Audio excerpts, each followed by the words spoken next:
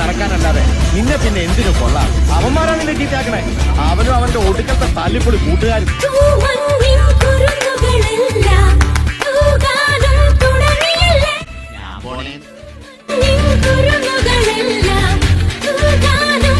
നമ്മൾ അനാഥരാണ്, പക്ഷെ ഗുണ്ടകളല്ല.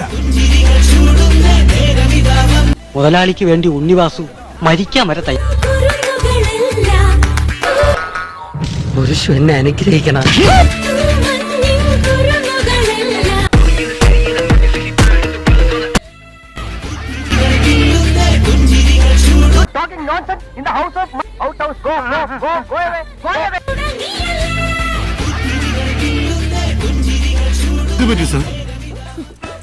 അവന്റെ കരച്ചിൽ എന്ത് സഹിക്കാൻ പറ്റുന്നില്ലടോ. അത്രയും തല്ലുണ്ടായിരുന്നു.